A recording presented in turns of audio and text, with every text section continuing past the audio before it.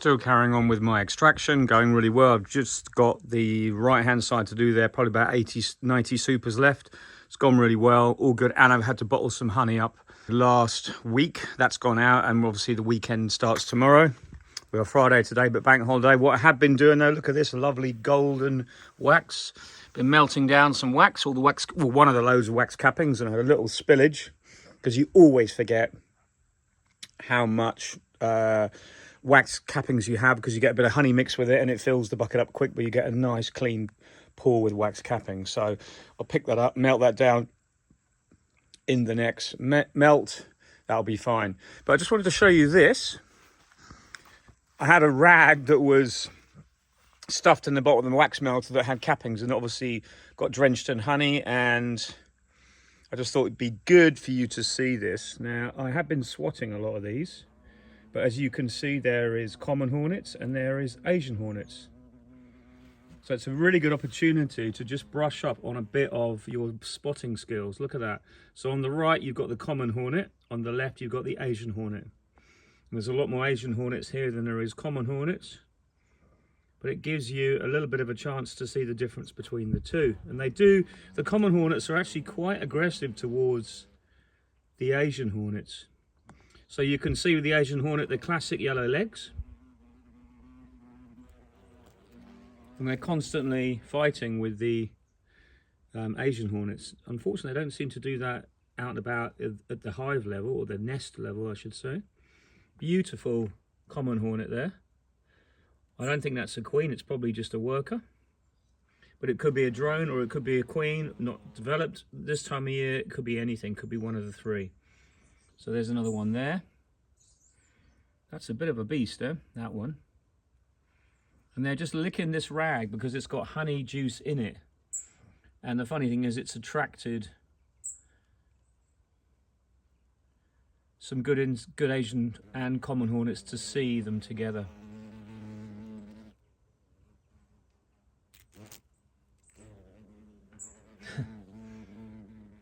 I have actually been swatting loads here as well, but now that the common hornets have turned up on the scene, I haven't bothered because I didn't want to kill them.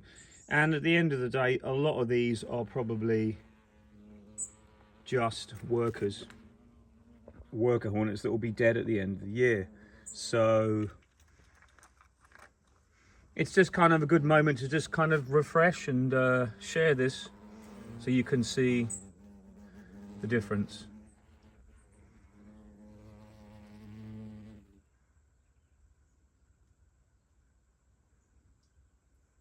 So common hornet, Vespa crabo, Asian hornet, Vespa velutina nigrithorax. In all its glory. They are wonderful beasts, but they're also a nightmare.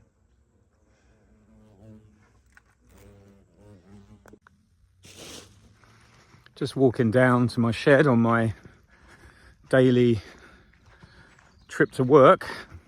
Look at the leaves now. Autumn is really here now, but we've had this kind of high pressure, which I'm not going to moan about, but we've had 4 days now where they've said every day it will clear, and it never does. And we've had this doom and gloom. And all the trees are looking great, but it's just constantly damp. Pretty frustrating. But we are due for some lovely sunshine within the next couple of days, so hopefully we'll get an easterly flow and it will clear all this out. But I did a little video on Asian hornets outside the hives, so I'll play that in a moment just so you can see how things are looking in that respect. We're just going to go into the honey house and I'll give you a bit of a walk round, a bit of an update as to how that's going. So everything's good. I have no gripes, no moans. I'm just kind of like working out the next way forward. I've still got nukes to feed. I haven't trimmed the nuke yard yet because we've had this constant dampness. I want to get in there when it's dry for the day. So we have lighting in the honey house, the extraction room, processing room, lighting in there, lighting in the mezzanine, lighting in the 3 rooms there, which still aren't divided up, but that'll be done at a later date, probably the first week of December. But the good thing is, I've started working here. We're bringing in some of the tables, so it gets a bit echoey in here, so I'll probably do it from this end. But the guys doing all the finishing for the rooms, all the finishing around here, basically the final bits of the installation of this room have finished. So the electricians have been and made a start, as you see, but they're also doing other work. There are plumbers as well, and there's just 2 of them now. So they do plumbing, heating, electrical work, and this time of year they get breakdowns. So as usual, someone else has got my plumbers and electricians while I'm wanting them to come and do all the work here. But they made a start, I've got lights, that's why it's all a bit tedious. But when they do turn up, things really advance. I mean, they did all the lighting pretty quick. They got most of the switches in place where I'm happy with them. Regarding like finishing in here, I've just talked about them doing the finishing around the floors and all that. They also did this yesterday. So this is the manifold for my main heat pump section, and I just think this is absolutely strokeable. So this is where the hot and the cold, well, hotter and cooler water comes and goes from the central heating. That's the underfloor heating in all this area. Okay, so it comes through the manifold, but when we built the wall actually ended up being 100 mil approximately further back from the piece of wood I had in there, which was kind of what we envisaged, but it meant that the wall was built, you can see. That's the concrete, and that's the underfloor heating zone we can't drill into, so everything had to be built on that side, which is fine, but they made an absolutely gorgeous job of the little plinth around here, which I think is like very, very sexy. It's a little bit of a geek moment there, but you must agree that is like an amazing finish. But anyway, all around the floor, everything is done. In here, I've got my shelving that's going to go on the walls. Let's put the light on in here, shall we? There we go. That's some of the stainless steel shelving that's going to go around the walls. There's 8 sections and they're 2 meters each. There'll be none in this room. This is the warming room. All I've got in here is the plugs where they're going to go. We've got a radiator plug there, standard plugs there. I've basically future-proofed this building so that you can never have too many plugs, but I can also install benches and shelves in here as and when I need to have me working or someone else working just in this room if I want to. But the main thing is the infrastructure's in, it's all sealed, done, ready to go. Superb job on all the finishing. And this room was done mostly in this metal finish, because this is more of a cold room style, whereas the room next door will be not heated to the same temperatures.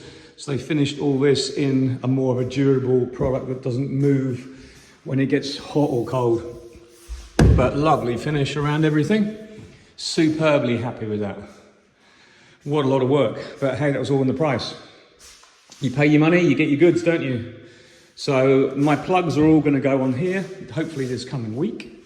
All around here, all along there, all along there, all the way down along here.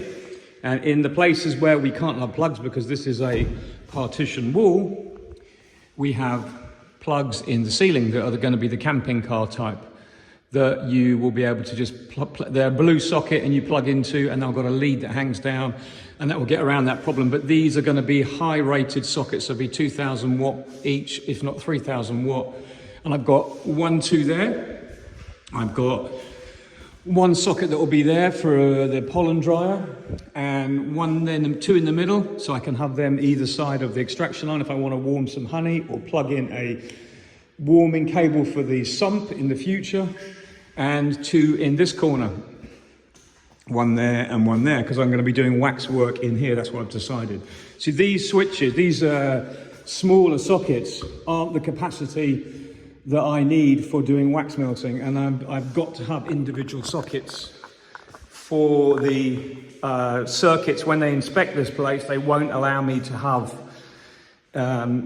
all of that on just 1 line. It has to be individual sockets. So each one of those blue sockets where the blue tape is in the ceiling, and there will be an individual circuit back to the circuit board. So then it'll be about 6 of those. My electrician ain't overly happy about it because it's not in the price, but it is now. But hey ho, you've got to finish it properly. And what I started, You know, the expression, I've started things that cannot be undone, and that's the case. It will be finished properly. Getting back to the shelving, so my thoughts are we're going to have 1, 2, 3, 4, 5, 6, 7, 8 big shelves just above the plugs. The bottom one will be there, the top one there. This is what we're talking about. Beautiful quality stainless steel shelving. Will be about there. And there'll be 2 shelves on each of those. And these are the connection bars that support the shelving. They slot into here, like that. And that then is your shelving. So I've got to work all this out. That's going to be on the wall like that. Everything is stainless everywhere, isn't it? Absolutely super duper. And then those shelves fit on top of that. So we've got 8 times 2, we've got 16 meters of shelving. So in batches of 1, 2, 3, 4, 5, 6, 7, 8. And then I've got stainless steel benches. There's one there. There's going to be another one there. Another one there. The sink will be there and another one there. So everywhere will have lots and lots of workspace. But I still won't have enough. I'll still need more really, but that's going to help gather together all of my stuff. And in this space, I will have the pollen warmer dryer stroke warming cabinet, my big one, that will stay there, but that has to be on a separate socket, 2000 watt socket for that one, but it will fit in there perfectly. And because it's on a new stand that I'm getting, I'll show you a picture now of the one that Ollie's got at Ollie's farm. He's just had one made for me in Ireland because he got one the same because we both bought the same piece of kit. And I said, well, I'm going to have one of them as well. So we have this like a bit of a buying competition between us. If he buys one, I have to buy one. And if I buy something, he has to buy it if we think it's necessary. But it's a bit of like rivalry. But so he's got one of these machines that I'll show you now. And I've got one up the top, exactly the same, but his has got a stand. And everything in here will be on a trolley. Everything that's coming in, apart from the benches, will be movable. So I've got my creaming machine. That will probably go somewhere against the wall there, and my bottling machine as well. So those 2 can run on the sockets up there or somewhere else. But the whole principle is everything is equated for to be used and all have a place in here. And the problem is my creaming machine from Carl Fritz is so tall, it's actually 2 meters, 0.8 centimeters. It won't fit under the door. So I've got to take it off the stand to get it in here, but it doesn't matter because I've got to get it off the stand to get it out the veranda at the moment. Doesn't matter, we'll fix it all up. Other problems that have arrived, these are the plugs. I've just ordered, well, not just ordered, well, there's 50, the rest are coming down. So this is the first one I ordered. Nice double plug, 3 pins there, live, neutral, earth, no problem. I received this one's all exactly the same, except these are single plugs, all 13 amp rated, no problem, but they're single. So now we've got to do extra wiring at the back of these, and all these are going to go across the back there. So these are French European plug.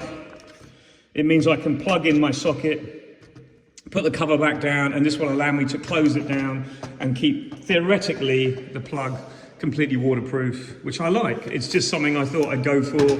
I got them for a good price, about a tenner each, I think it is. So there's 50 of those, including postage, about 600 euros or just under. A lot of money, but when they're around all the edges, the whole place will be really well set up to be used in whichever format I see fit for the future. The other thing is the extraction line is now ready to come back in. The floor is really dry now, solid. We've been working on it, haven't made a single mark on it, and it washes and it cleans really well. Any mark like this just washes off, no problemo. There's just a bit of silicone, but you see it all comes off. Easy peasy. And I'm not going to concentrate on that anymore because the floor is a floor. It has to be a functioning floor. It's just to generally keep the amount of dirts down. But now I've got to keep it clean. So, like I said, it's a bit frustratingly slow, the work now, but it's up to me to just keep doing all the little jobs. I'm still, as I said, extracting, but that will be finished within the next 2 or 3 days, and then I can really get stuck into here. So, social media wise, I thought, what can I do with this door here? Because I should have had this door on the outside. But what I do like about this door is, this is the door fully open, and you have 1.40 meters of entranceway there, which is excellent. And when the door's closed, I'll have a space here that I can't use. So I thought the perfect place to put a big TV stand. So we're going to have a TV here so I can watch all my favorite YouTubers and all the other people while I'm working in the extraction room. But that will be a really good thing. So we're going to have like probably a 40-inch TV on that wall up there, which will be great, which will fit in and won't get in the way of anything else. Wax working in that corner.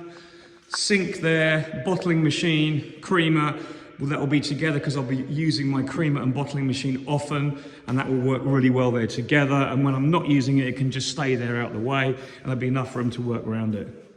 But overall, I mean, pretty pleased.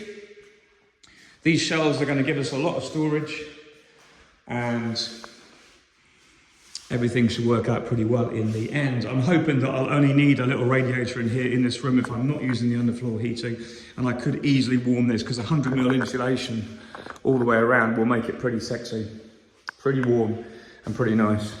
We had one problem here. So this was after we did the underfloor heat, the resin on the floor. This was a slightly raised area anyway, and it was obviously still wet because it just didn't stick, but it's perplexed me why it didn't stick, because we had water in the first resin coat. And so we've just had a bit of bubbling up here, but that's nothing, that'll all peel off, and I'm just going to redo that one area. Just goes back to there, and then that's all we have to do. Take that up, scrape it back, and just reseal that one corner.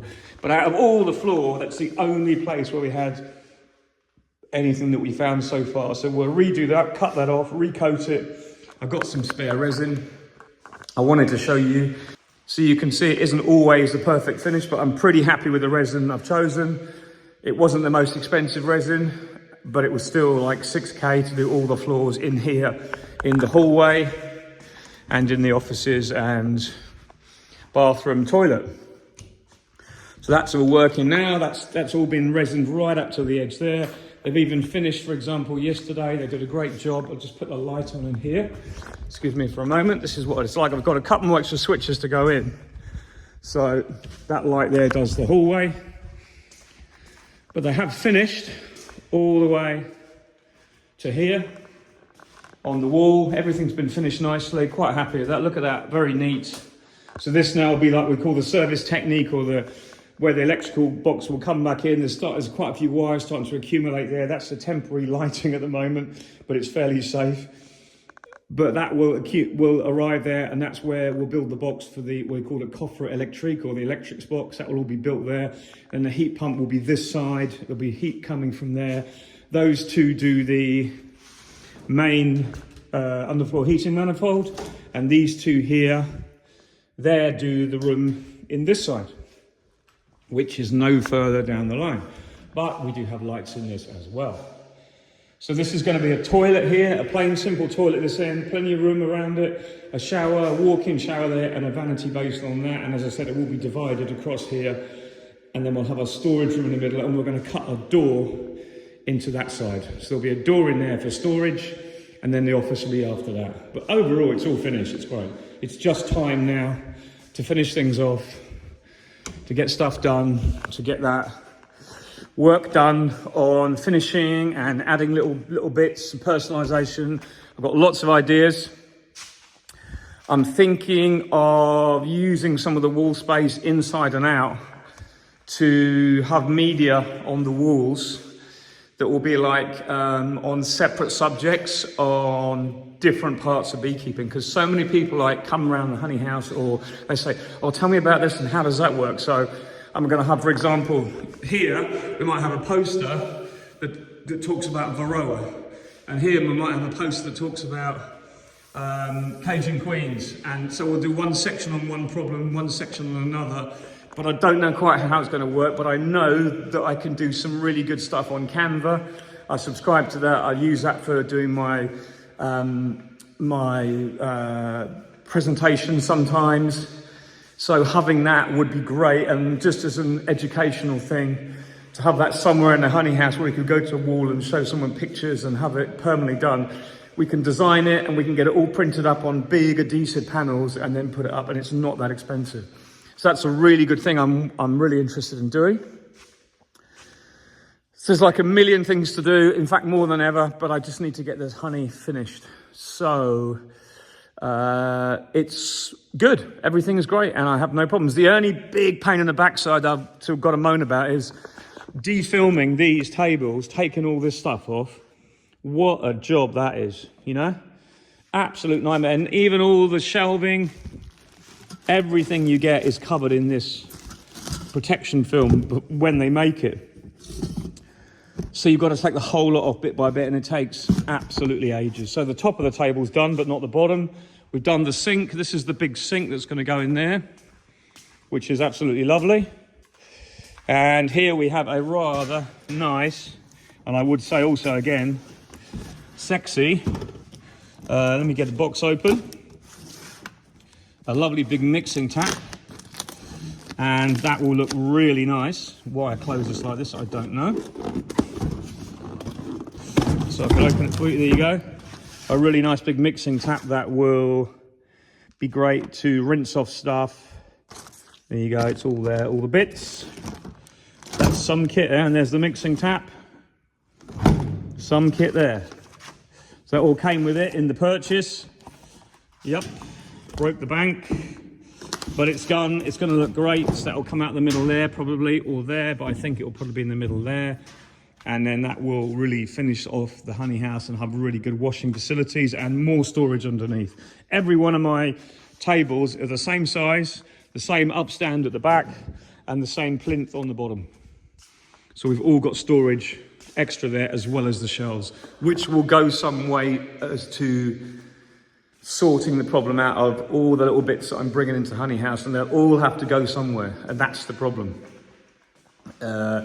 It becomes enormous. The amount of gear you need cleaning stuff, you need all the stuff you use when you're doing your honey extraction, all the little things that you don't realize that have to have a place.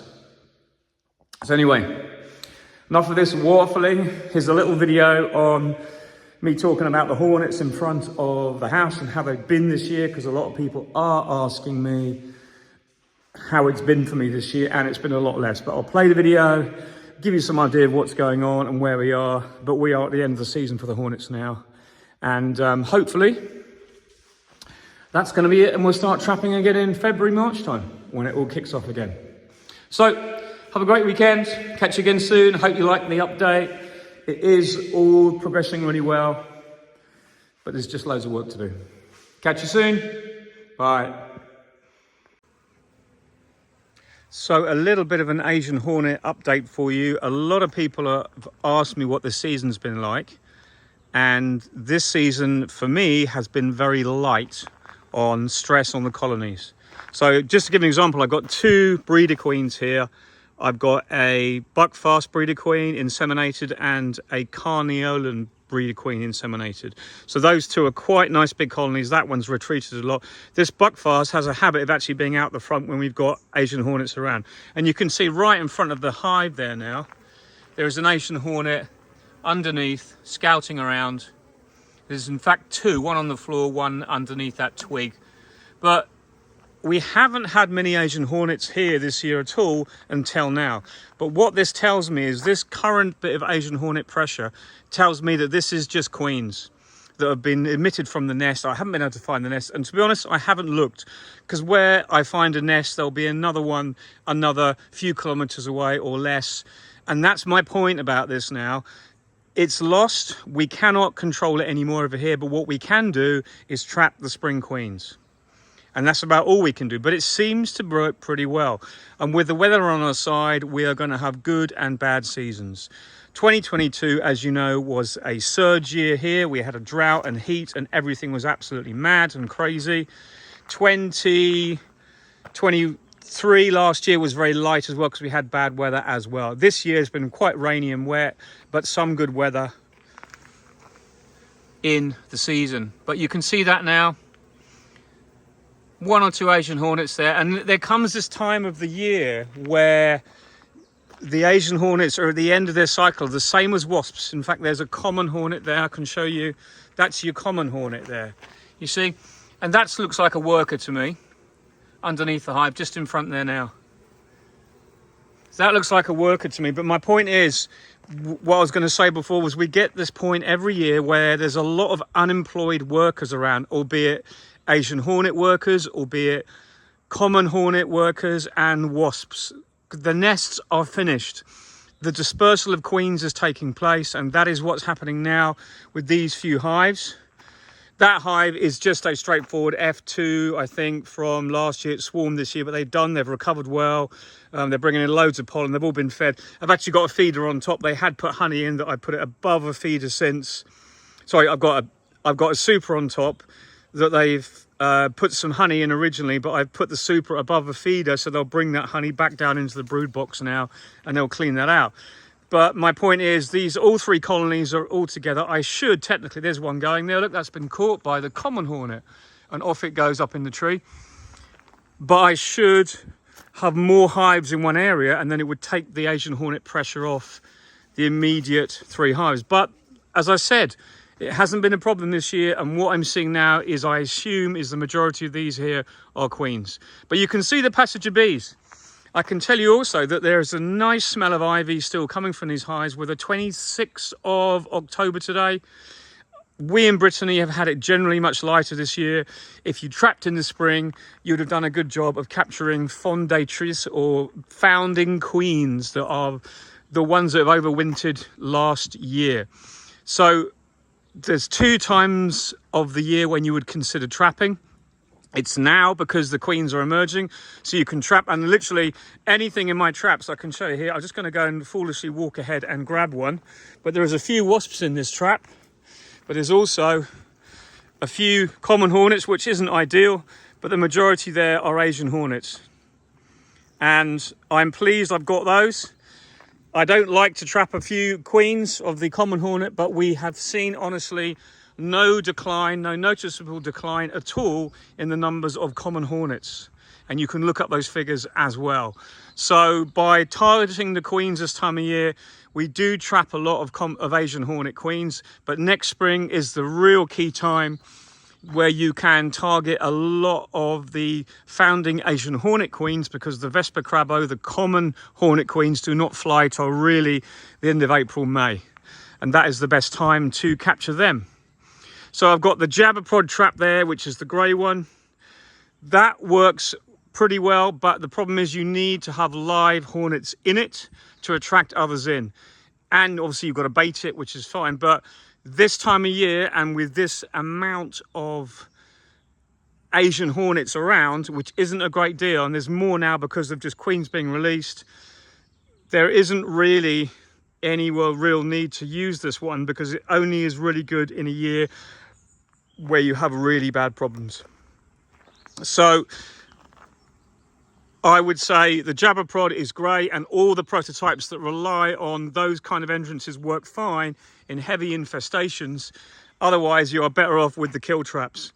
Now, the other thing about the kill traps is these are non-selective, but I'm only targeting the Asian hornets. And I'm not targeting the common hornets, and I'm not targeting flies and insects, because there isn't many around right now. So I'm not trapping hardly any. And I still think that if I'm trapping queens now, and if I do accidentally trap 1 or 2 beneficial insects, there's no real loss, because that is, every Asian hornet queen you trap is potentially 12 kilos of insects given back to the environment next year. So you can come at me with all the things about you shouldn't do this, you shouldn't do that, you should have selected traps. Yes, I hear you, but it makes no real difference, and that's the truth of things. The amount of insects you're going to catch in bycatch is pretty small, although we want to reduce it as much as we can, and I will be changing my traps as time goes on to more, how would you say, nature sensitive or minimal bycatch catch. I still believe that the amount of bycatch is negligible in relation to catching Asian hornet queens.